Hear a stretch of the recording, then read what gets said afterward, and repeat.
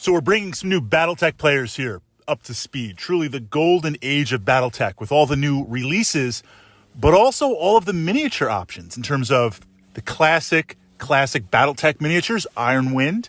We're looking at the fantastic new plastics from Catalyst, both Inner Sphere and Clans, not to mention the starter sets and the beginner boxes, and then opening up that whole world of 3D printing.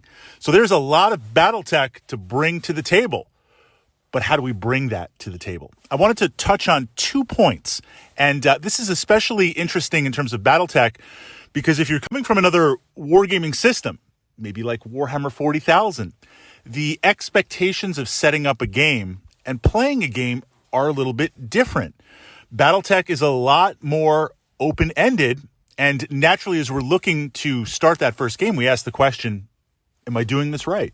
Well, if we jump back to kind of Wargaming 101, did you have a good time playing? Did you have a fun game? Then that's all that matters. That's primary. I like to think of it with Battletech, and this is also true for other wargaming systems I play, even Warhammer 40,000. You and I, we're literally stepping out of space and time. We're taking time out of real life to sit down and play this game. So I aspire in every game, in every battle, to do my best to make this a memorable event, something that, and at least speaking for myself, I can look back. Like right now, I'm looking back in my mind, seeing fantastic battles. When I pull out miniatures and I'm building my lists, I remember, oh yeah, remember this battle? Remember this big club event? I mean, it's really, really amazing. So can we create that on the tabletop? And of course, the ways we do that, painted miniatures, nice terrain or hex maps, missions. What kind of mission can we craft to play this? And then, of course, can we go for tabletop glory? Not only individual tabletop glory, but I find if there's a point in the game or a point in the battle where I can kind of really gamble something, where I can make something amazing happen or something interesting to the point where, never tell me the odds, but if it works, we're going to be talking about this for years. Next time you see me, even if it's years from now, you're going to be like, hey, remember that game we played back in 2021 when you did this and that happened? I couldn't believe it. You needed to roll 3d6 and get sixes on 3d6 and somehow you got it. Yes, you will remember my name. You will remember that glory. So I strive for that. Of course, that doesn't mean I always win, but we're going to have a great time playing. So jumping into that, that's where I want to approach in this vlog and answer and follow up on 2 questions that have been kind of active on the channel right now and over on my blog. Battle value, syncing that up, and recommendations for missions. And recommendations for missions is very interesting because, of course, that's the catalyst for having a good time and the tactics. But Battletech is a little bit all over the place with missions. You know, if you're looking like, here are the 3 standard missions to play, or like, 40K, here are the book missions to play. Well, yes and no. Yes and no. So let's talk about battle value. In Battletech, the currency to field 2 forces, to kind of have it be somewhat equal, or at least a starting point. I should choose my words carefully, because sometimes you want battles to be equal. Other times you want battles to not be equal, but still have an understanding of how to make it possible for one side to win or another side to win. Battle value is the calculation, and this is what most, I say most because not all, Battletech is a big universe. There's a lot of players, and it's not the only way. Battle value is a calculation of mech tonnage, equipment, weapons, ammo, and it comes up with a number, 1,364. So it's always this kind of number that's out there. The battle value is what you agree to play ahead of time. Let's play 6,000, 6K battle value. You literally go through the tech manuals, you buy your mechs, I buy my mechs. And of course, if we're playing combined arms with tanks and infantry, we can buy that. But let's put that aside for a moment. Let's just talk about mechs versus mech. The idea is you could say, well, look, I want to run a Steiner Scout Lance. So I've got 4 assault mechs, and that's my battle value.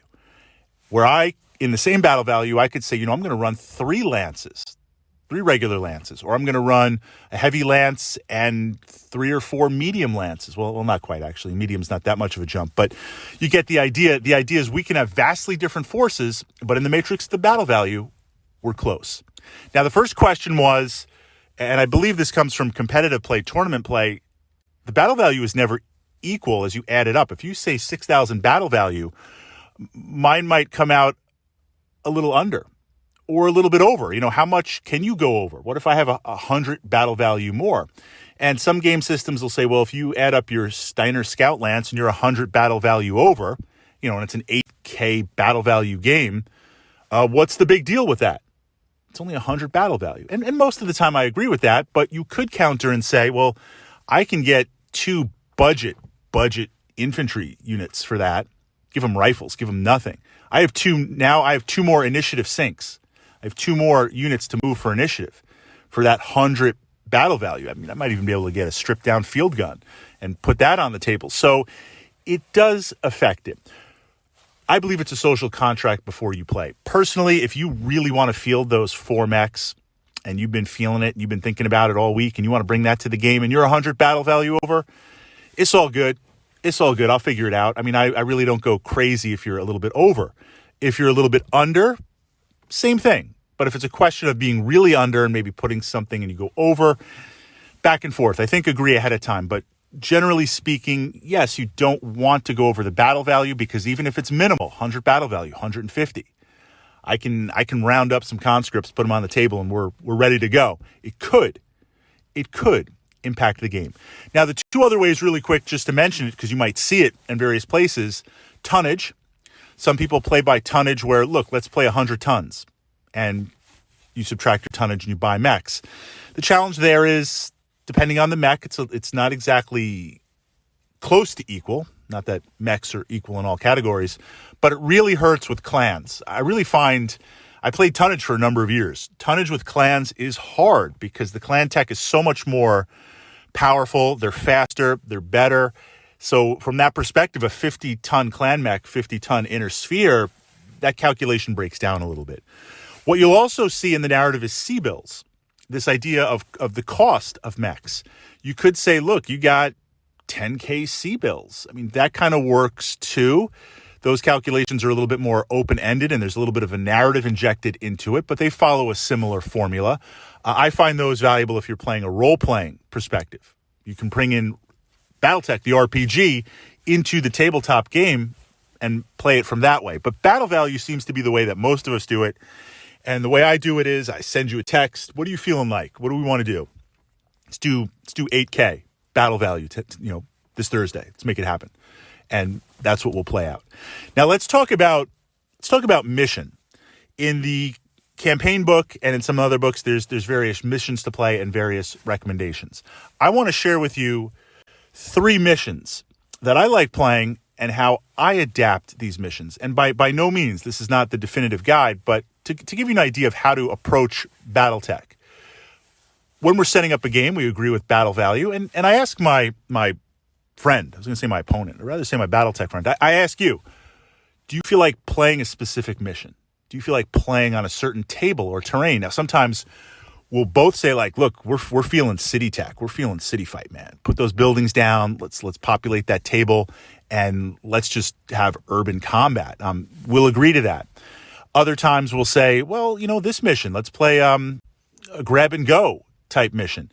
So I'm open to determining ahead of time. And I see nothing wrong with that because it might be like in the narrative, you have intel, you understand various things and you know various things. So if I know we're going to do a grab and carry and it's going to be in a city because we agree that ahead of time, yes, I'm going to tailor my forces to it. I mean, I'm still going to have a marauder. I'm still going to have an archer or a longbow. I'm still going to have infantry. I would take those no matter what the mission, but you're going to see some mechs specially tailored or customized to that environment.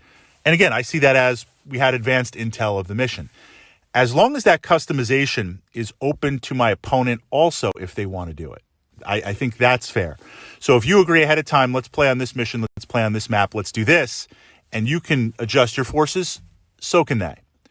I also really like to play where we will agree on the mission ahead of time, or perhaps not the mission ahead of time. We randomize hex maps. Now, I've got a ton of hex maps. Right now, I'm playing on the Catalyst maps primarily. I like the old hex maps, but the Catalyst maps are kind of a refresh on the graphics, so I really enjoy that. And I have a number of them purchasing those packs. So sometimes what we'll do is we always agree on battle value ahead of time. Let's do 6K. Let's do 6K. Keep it reasonable. 6K battle value. And now, before we play, whether we know the mission or not, under the table, like a deck of cards, I shuffle up, this massive stack of hex maps.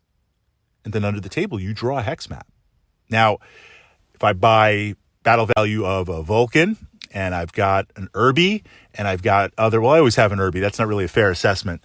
I buy mechs tailored for city fight or kind of close in work, and then you draw a grasslands mat. I'm kind of in trouble. One game I was really feeling a fire starter. Hadn't played it in a while. Wanted to play the fire starter, and I'm like, let's do it. Let's do the fire starter. Let's put it down there, right? That's the only mech available for this mission. We're sending it in. And we played on a random map. It was a wargaming table, but we rolled ahead of time. It was a desert map. There's like a tumbleweed I could set on fire. Now I burned some mechs. I did some things, but clearly that was not the most optimal thing. You got to be ready for that. So I like that. And sometimes it plays with different things where it's like, okay, we drew a grassland mat. I've got a hunchback. I've got to get up there somehow and blast you with that AC-20 and punch and do that. How am I going to approach that? It changes things tactically. So sometimes we'll do the random map. Okay, let's jump into missions here. 3 missions that I enjoy playing. Most of the missions are head-to-head. Just go head-to-head and invent the narrative. We're going into no man's land. We're going to skirmish, 2 forces meeting each other. And I enjoy going head-to-head because the victory condition of this mission is who gets beaten down the most, and we can play it in any time frame. We don't have to have a natural conclusion. If we play for 2 hours, at the end of 2 hours, you can really see an assessment who's beat up. Plus, it allows individual glory. You might beat the heck out of me, but I somehow got that hunchback up there, and it blew off one mech, and I punched the head off another mech. The rest of my lances got completely beat up, but when we get back to HQ for glory, that mech has achieved glory. We'll often play with the withdrawal rules, meaning if the mech gets hit, it goes to internals, it's taking critical damage, it'll start to withdraw off the table. You can play with that. You cannot play with that optional rule. But going head-to-head, let's just see what happens. And I find a head-to-head game more tactical than you might think, because you could just rush in, and a lot of wargaming systems like 40K do that. Oh, it's head-to-head, annihilation, just rush ahead, roll some dice. You could do that. But also having that open-ended objective mission to win, you could hang back and fire. You could look to move to the left. It doesn't quite work. Withdraw to the right. Push forward. Okay, we're taking some damage. The mech is getting hit. Pull back. Refortify. Playing back and forth. The second type of mission that I really enjoy is a grab-and-go type mission. There is something on the table, usually in the middle, or perhaps one on my end or one on my opponent's end. And you have to grab that object. Better bring a mech with hands. You have to grab that object, bring it back to your deployment zone, or bring it off the table. And we get kind of creative with this. So we have little infantry figures that we've modeled up literally on a little stand. What if it's a crashed pilot? Or what if it's an informant or some asset on the table? Put that down. We have to grab that. Now, it doesn't move. They're kind of fortified. We've also played where on my side of the table, there's a mobile HQ that broke down. And on the opposite side of my opponent's table, there's like an Intel HQ that was set up looking to like download or capture something. We got to get over there, grab, and get back. The rules for that, you have to touch hex to hex, spend a quick action picking it up. Maybe that's in place of shooting, or maybe it automatically happens. When you do that, you have it. You now have to make it back. If the mech gets destroyed, it falls in that hex. If it gets immobilized, it falls in that hex. If you shoot at the mech, depending on the location, if they're picking it up in the left or right arm, and if you're piloting a Thorn, you don't have that choice. If it's in the left arm and I'm take a hit to the left arm, there's a chance it might hit the asset, and we both lose. A fun mission, because if you grab, do you fortify your area, or do you rush to the center if it's just the center objective? As you grab it, and if you see you're going to lose, then if the opponent grabs it, and you see, like, I'm not going to catch them, fire everything on that and blow that arm off and hopefully kill it, right? From that perspective, so do you hand it off from one mech to another? You could, right? A lot of interesting aspects from that. So I really enjoy that game and that mission format, and it brings in a lot of nice little fun things to play from that perspective. Modeling and terrain, attacker versus defender, kind of the classic breach scenario. Now, this is where battle value has to get adjusted. These other two missions that I shared, the battle value is about equal because it is about equal, right? We're sending equal lances, equal forces, and moving in. Attacker versus defender could be, I have to penetrate to the center of a city, or I have to sweep you aside, or I have to break through to the other side. This is where you have to be open to calculate battle value a little bit and be open to adjusting terrain for an attacker versus defender. A defender is going to pick a good place, a strategic place. The attacker is going to look to break through there. So you're not going to really have an attacker versus defender in an open grass area. You're going to have some bunkers. You're going to have some, mech fortifications or just key terrain, maybe just some forests and hills that the defender is going to hide behind.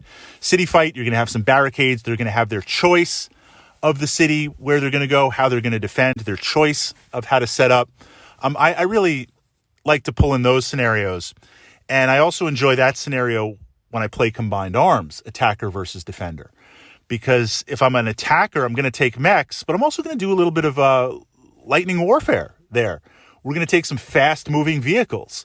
If I'm a defender, this is a chance, not that I can't take them in other scenarios, but they really shine. This is a chance to take some field guns. This is a chance to have some forward infantry. This is a chance for some artillery to bring in.